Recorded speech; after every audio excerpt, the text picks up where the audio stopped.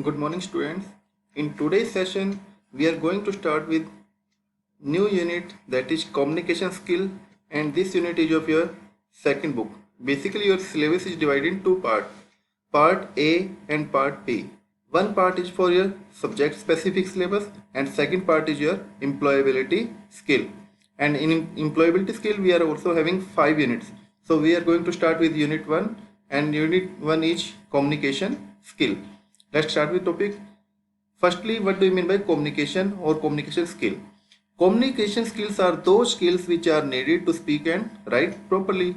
A person who is able to speak appropriately, listening, maintaining eye contact with the audience, uses varied vocabulary and articulate speech to suit the need of the audience is generally said to be an effective speaker.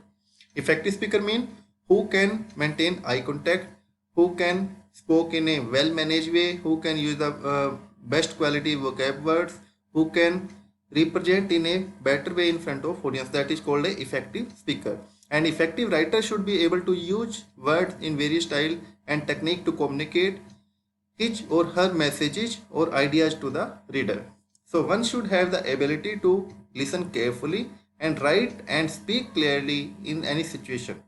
Therefore, good reading, writing, speaking and listening skill are essential for a effective communication. As a student, you may study any language, but it is important that you are able to read, write, speak and listen well in order to communicate properly. Speaking more than one language can help you to communicate well with people around the world. Learning English can help you to communicate with the people who understood English besides the language you have been exposed to speaking the language from early childhood. For example, your mother tongue in present time, the knowledge of language with communication skill is very important. Now let's start with main part, session 1. Session 1 is introduction to communication.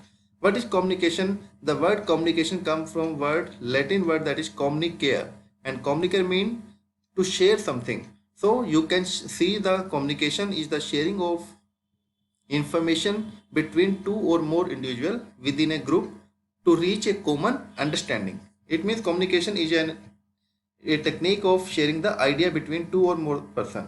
And importance of communication: your ability to communicate clearly and share thought, feeling and idea will help you in all your relationships. For example, you can inform about something or you can also influence others through communication.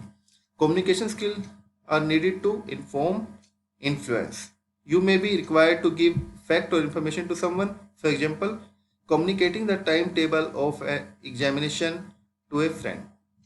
And influence, you may be required to influence or change someone in an indirect but usually important way. For example, negotiating with a shopkeeper to reduce the price or helping a friend to overcome stress due to exam or any other reason, that is influencing the idea. Like in this diagram, you will look now. Where are you going? Asking for information. And the friend give reply, I am going home. He is giving the information. It means a communication is between two friends. One is asking and one is giving reply. Now next part is express feeling.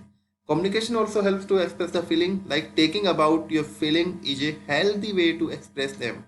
For example, sharing your excitement about doing well in your exams or sharing your feelings with your friends and your parents. Elements of communication. There are various elements of communication. We will discuss one by one. Communication is a two-way exchange of information. Speaking and writing to someone are the example of giving information. Reading and listening to someone are the example of receiving information. So giving information or receiving information, it means reading or listening or speaking or writing. In this diagram, now see the communication process start with a sender. Second step, a sender send a message by giving some information. In third step, a channel or it means a path is decided how communication will be done via phone, via face-to-face talking or any other media. And fourth step, the message is received by the receiver. And fifth step, the receiver will give the feedback or revert back reply. It means the receiver replies to the sender. This is a channel of communication or elements of communication. Now, perspective in communication. Perspectives are the ideas, views, or fixed way of thinking.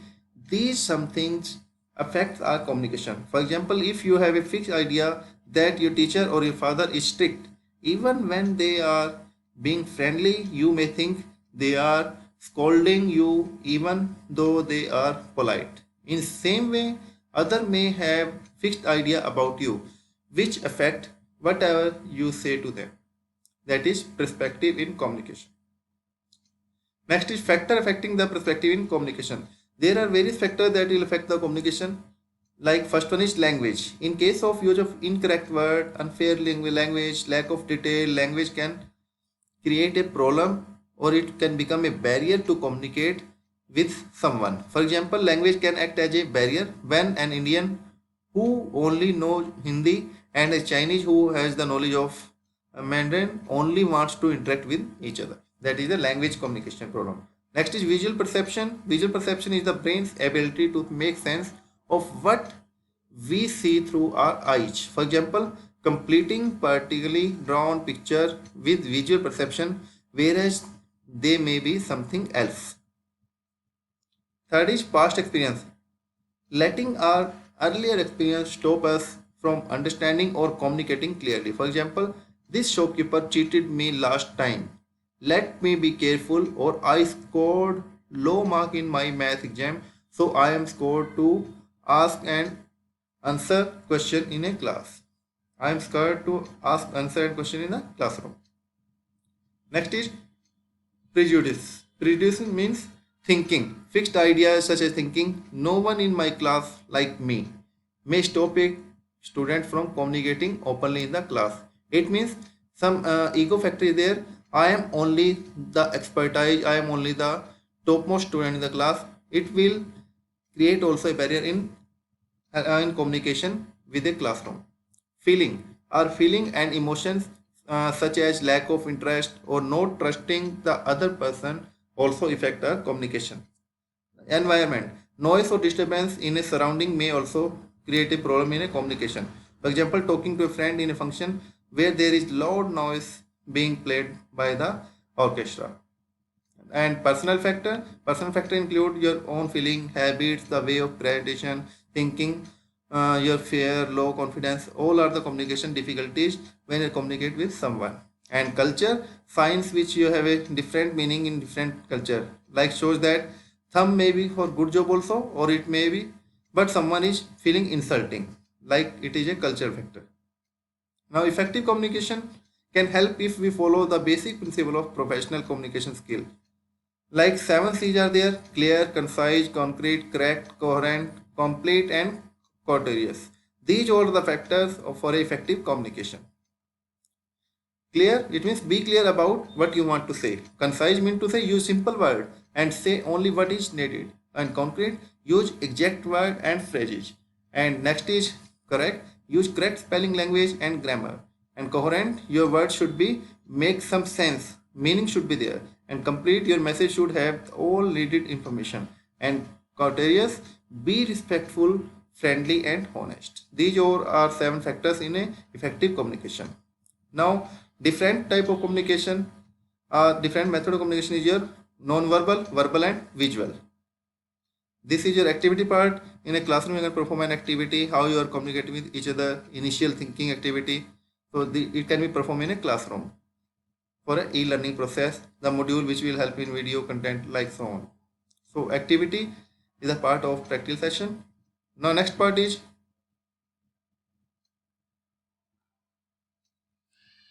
match the column. Column A, communication barrier. Language is a communication barrier. When parent is not talking to the child, talking in Hindi when others are doing, practice on your behalf. If you are having any problem, you can ask me personally on my WhatsApp number also. Otherwise, I will send the exercise part solution also. But try it yourself. Next is session 2. Session 2 is verbal communication. Verbal communication is the sharing of information by using words. It is what most people use a method of communication. We will learn about non-verbal and visual communication in next session. Verbal communication is important because if you don't use the right word, you will cause confusion and you will not be able to communicate what you want. The important form of verbal communication are given as follows. Like oral or spoken communication. Face-to-face conversation will be there when you can see the listener. For example, group discussion, talking to family members are the part of verbal communication. Talking on a phone. This is a personal and official communication, and phone conversation should begin with a greeting with hello, or talking and listening each with other. Or classroom teaching, business discussion, all are the part of your oral or spoken communication. And written communication, which involves written or typed word, like written letter, notes, or email. SMS are also the part of written communication, or email services, news group, books and newspaper, all are the part of written communication. Next is your advantages of verbal communication. There are some advantages of verbal communication. It is easy and quick. You can say that what you want and get a quick response. That is the major thing. You can get the response on the spot, and it is easier form of communication when you have to exchange idea with others. You can keep changing your communication as per other reply. And disadvantage, the most common disadvantage of verbal communication is the cultural difference between the sender and the receiver the information. The difference may be due to use of different language, inability to understand the colleague's face used by other individual, and the accent. Since verbal communication depend upon the word, sometimes the meaning become confusing and difficult to understand. Now, public speaking in front of large group of people, most people are become nervous. So you can use the 3P: prepare, practice, and perform in case of public speaking. And it is the method to get over your feeling and become a confident and effective speaker. Prepare means think about your topic, think about your listener need to know about the topic, think about the best way, and so on. Practice yourself again and again, and perform in a deeper breath. Take a deep breath when if you are feeling nervous.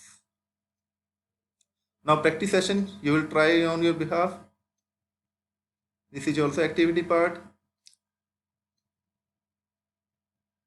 Next is non-verbal communication. Non-verbal is a message we send to the other without using any word or any signal, and we send signal and message to other through expression, gesture, and body postures. In that case, face expression, eye expression, these will work.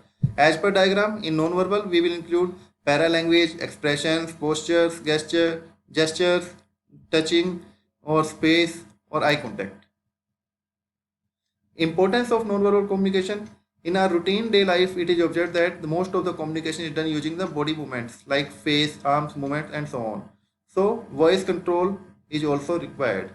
So we can see maximum communication is non-verbal, and we communicate using the word, tone, voice, and body language as shown in the figure. Word is verbal, voice control is non-verbal, and expression, movement, and non-verbal and visual. So verbal communication is there, non-verbal is there, or visual is there. Next is non-verbal communication, exchanging information without words.